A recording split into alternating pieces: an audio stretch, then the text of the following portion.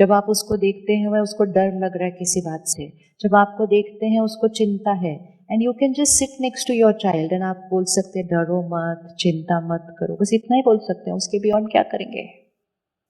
फिर हम उनको बोलते हैं आई एम विद यू, फिर जितना ज्यादा बोलते प्लीज थोड़ी देर अकेला छोड़ दो, बाहर जाओ। फिर हम बोलते हैं नहीं नहीं, how can I leave you alone, I should sit with you, I want to be alone. कभी हमने सोचा है कि why do they want to be alone when they are in pen?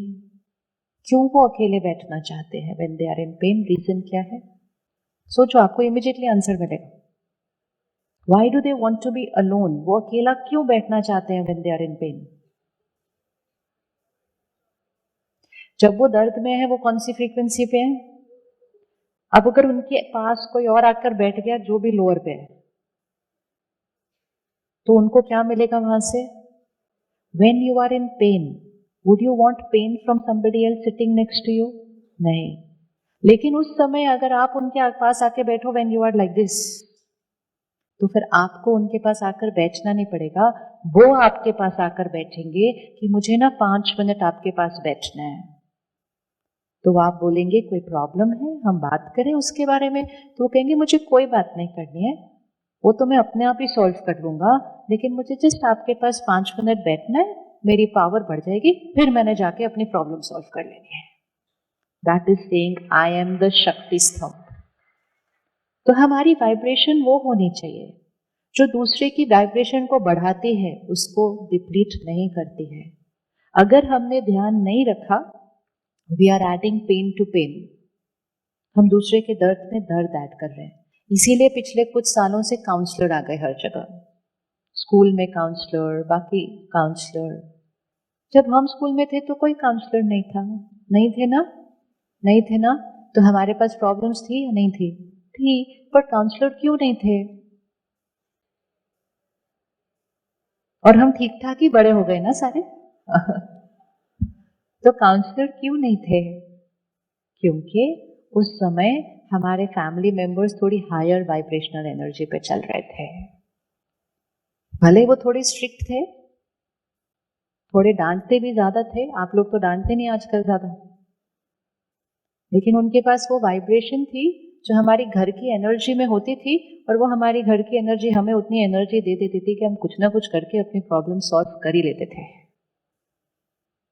भले हम उनसे बात नहीं करते थे, most of our problems we haven't told our parents, right है ना, लेकिन घर की एनर्जी हमारी शक्ति बढ़ा देती थी। लेकिन आज वो घर में तनाव है, टेंशन है, वो वाइब्रेशनल एनर्जी डाउन है, तो वो बच्चा अपने आप को एनर्जाइज करे कैसे?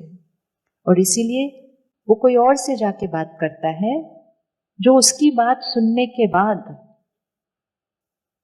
अनबायस्ड, अनटच्ड, अगर आपका बच्चा आपको आज आके बोले पता है मॉम मेरे साथ ये हुआ ये हुआ, 1 मिनट में आपकी वाइब्रेशनल फ्रीक्वेंसी कहाँ जाने लगेगी? इधर। लेकिन जब वो काउंसलर को जाके बोलते हैं मैम पता है मेरे साथ ये हुआ, बहुत प्यार से सुनते, कहते हैं अच्छा हुआ, कोई बात नहीं, हर प्रॉब्लम सॉल्व हो जाती है। तो वो काउंसलर से उनको एडवाइस नहीं चाहिए, एडवाइस उन सबके पास होती है, लेकिन उस काउंसलर से क्या मिल रहा है? क्या मिल रहा है? वो काउंसलर अगर 7 पे है तो वो 7 पे ये बात सुनने के बाद, लेकिन हम अगर 7 पे थे तो बात सुनते सुनते सुनते सुनते हमारी एनर्जी क्या होने लगती है, इसीलिए वो हमारे साथ बात नहीं शेयर कर सकते। Can we become the counsellor? Can we become the counsellor? And आप काउंसलर हैं अपने बच्चों के फ्रेंड्स के लिए, और आपके फ्रेंड्स आपके बच्चों के लिए काउंसलर है। Means anybody who does not come like this listening to my problem, and उसके लिए चाहिए पावर ऑफ डिटैचमेंट। अगर आपके फ्रेंड्स के बच्चे आपके पास आइडेंटिकल प्रॉब्लम लेकर आए ना, आप बिल्कुल पावरफुल रह के और आप कहेंगे बेटा कुछ भी नहीं है, ऐसे 2 मिनट्स। लेकिन आपका बच्चा सेम बात लेकर आ जाए तो कैसे होगा, क्या होगा, ऐसे कैसे हो गया, अब इसका क्या हो गया, ऐसे क्यों हो रहा है? Why is it that I'm able to create the higher vibration energy for somebody else but not for my own child or for my any family member? Because I am because I am attached to them. तो attached होना अच्छी बात है, attached होना अच्छी बात है, attached होना अच्छी बात है। नहीं, आप डिटैच होने के लिए रेडी? नहीं, अटैचमेंट अच्छी नहीं है, लेकिन डिटैच तो हमें बिल्कुल नहीं होना है क्योंकि हमें डिटैचमेंट का मीनिंग नहीं पता है, क्योंकि हमें डिटैचमेंट का मीनिंग नहीं पता है। Detachment means unconditional love and respect. जब मैं अटैच्ड हूं मतलब मेरी स्टेट ऑफ माइंड दूसरे की स्टेट ऑफ माइंड के साथ अटैच्ड है, एंड इनका बिहेवियर मेरे स्टेट ऑफ माइंड पे अफेक्ट करता है बिकॉज हम अटैच्ड हैं। तो अटैचमेंट में रिएक्शंस आते हैं, अटैचमेंट में पेन आता है क्योंकि हम अटैच्ड हैं। और डिटैच्ड कैसे होगा कि आपका रिएक्शन है लेकिन मेरी स्टेट ऑफ माइंड कैसी है? अपनी है, स्टेबल है, डिटैच्ड है। अगर फैमिली में one member goes through a low phase तो बाकी rest of the people in the house को कैसे होने की जरूरत है? But if we are attached तो ऑटोमेटिकली हम सब कैसे हो जाएंगे? अगर 4 लोग चल रहे हैं एंड देयर इज अ पिट, लेकिन चारों अटैच्ड हैं फिजिकली, तो जब वो पिट आएगा ऑल 4 विल फॉल। लेकिन अगर वो डिटैच्ड हैं, सेपरेट हैं, तो 1 विल फॉल। एंड जब 1 will fall, what should the other 3 do? Pull them out. या अदर 3 शुड से हम आपसे इतना प्यार करते हैं। यही तो हो रहा है। हम कहते हैं love you so much that is why I am worrying. If I love you so much that I should do everything else but worry, क्योंकि वरी तो आपके दर्द को और ही क्या कर देगा? नीचे ले आएगा। तो ये जो स्लोगन है द पावर टू एम्पावर, अब इसको घर में लिख लो। सेवा करते हैं, ब्यूटीफुल, अब घर की सेवा करनी है, परिवार की सेवा करनी है कि मुझे घर पे सबको एम्पावर करना है ना। ये हमारी सफलता की निशानी नहीं है जो we are talking about depression and we are talking about anti depressants and we are talking about anti anxiety and we are talking about all these medicine. ये हमारी सफलता की निशानी नहीं है, ये हमारा फेलियर है। लेकिन ये अभी भी जस्ट टिपिंग स्टेज पर है। अगर हम इसको अभी पकड़ लेंगे तो we are taking a U turn, लेकिन अभी भी नहीं किया देन लेटर ऑन और मुश्किल। तो क्या हम अपने घर की और परिवार की इमोशनल हेल्थ को प्रायोरिटी बना लें पक्का? और उसके लिए क्या आप अपनी इमोशनल हेल्थ को प्रायोरिटी बनाने के लिए रेडी हैं? यस। और उसके लिए कौन सी इमोशंस को अपनी लिस्ट से बाहर निकालना पड़ेगा? लिस्ट बनाते हैं छोटी सी, फटाफट बताते जाइए। लो इमोशनल हेल्थ की कौन सी इमोशंस है? 1 वरी, 2 फियर, 3 एंगर, 4 टेंशन, और हाँ जी अटैचमेंट, और एक्सपेक्टेशंस, और comparison, possessiveness, insecurity, jealousy, competition. लंबी लिस्ट है। इन सबको हम छोड़ पाएंगे?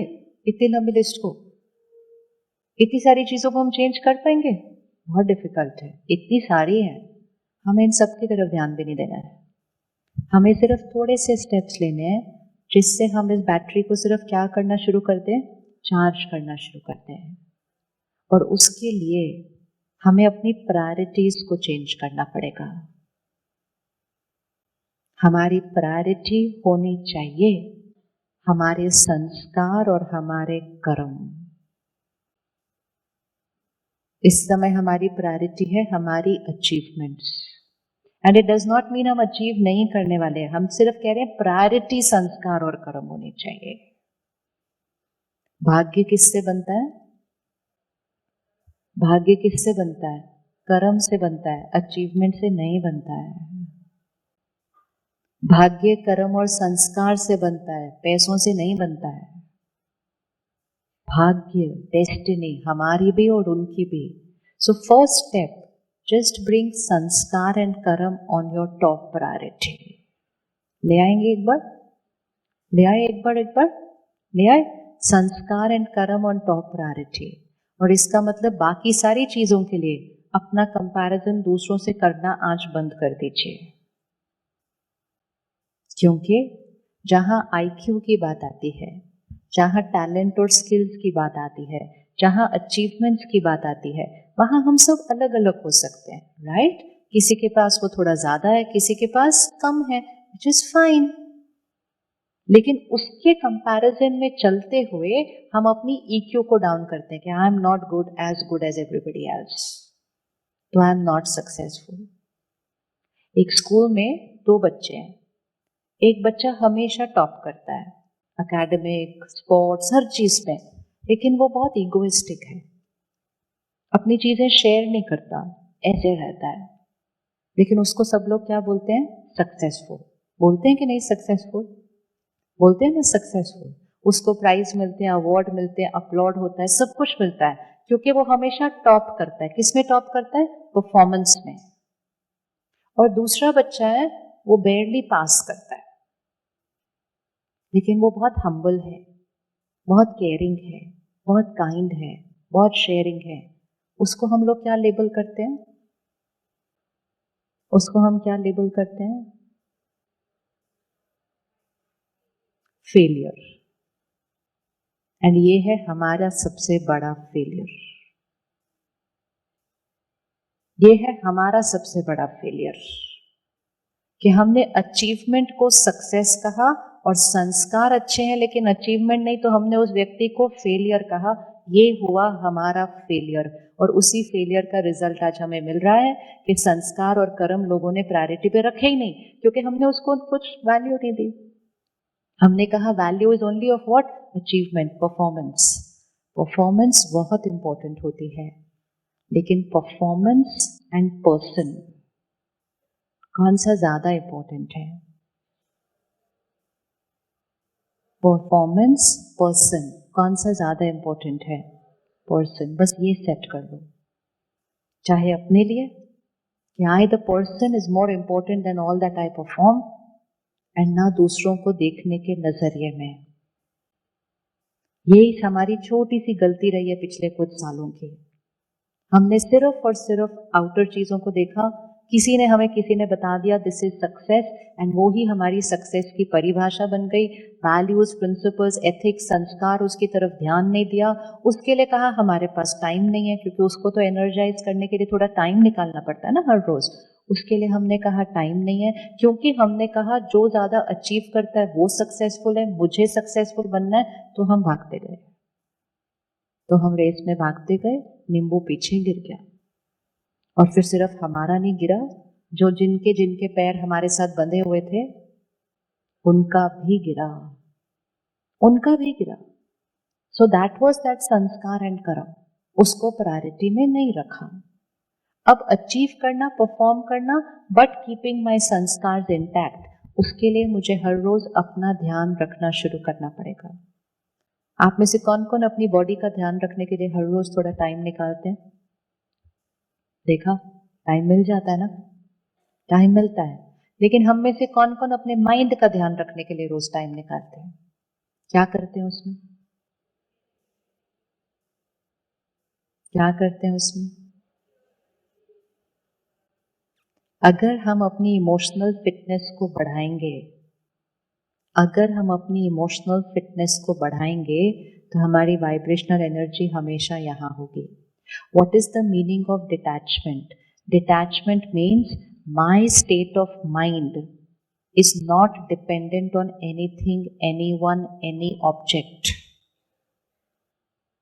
हमारी स्टेट ऑफ माइंड कितनी चीजों पर डिपेंडेंट है? क्या लगता है? डिपेंडेंट है? डिपेंडेंट है हमारी स्टेट ऑफ माइंड? आप में से किस किस की स्टेट ऑफ माइंड आपके फोन पर डिपेंडेंट है?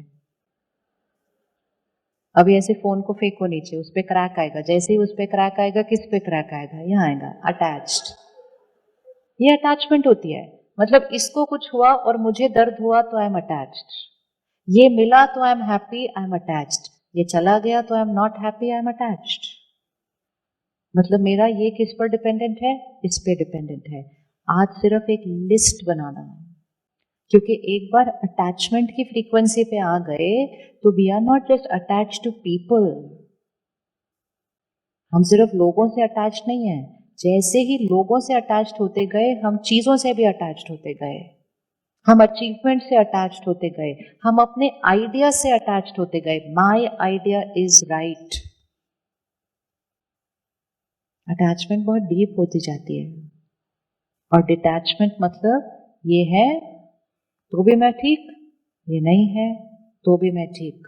ये प्यार से बात करते हैं तो भी मैं ठीक, आज ये गुस्सा कर रहे हैं तो भी मैं ठीक, आज ये परेशान है तो भी मैं ठीक।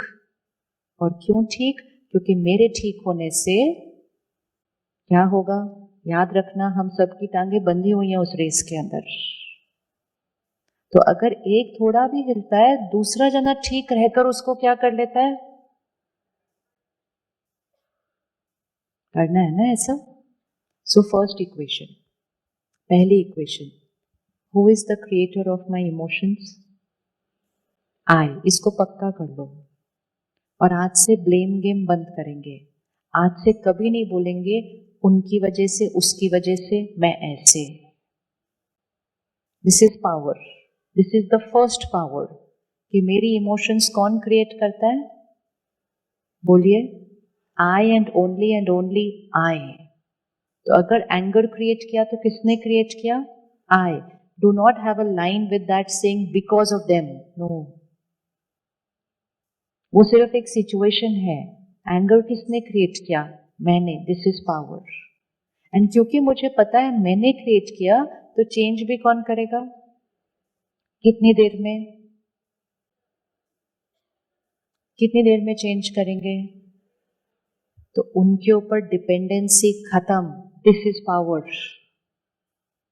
अभी क्या हो रहा है? उन्होंने ऐसा किया तो मुझे बुरा लगा। अब रोएंगे कब तक? जब तक वो चेंज नहीं होंगे। मूड ठीक कब होगा? जब वो सॉरी बोलेंगे। फिर अगर उन्होंने ऊपर ऊपर से सॉरी बोला तो भी मूड ठीक नहीं होता। एंड हम कहते हैं पावर टू एम्पावर। हम इतने ज्यादा डिसएम्पावर्ड हो जाते हैं। ये डिपेंडेंसी है, ये प्यार नहीं है। ये हमें भी कमजोर बनाती है, दूसरे को भी कमजोर बनाती है।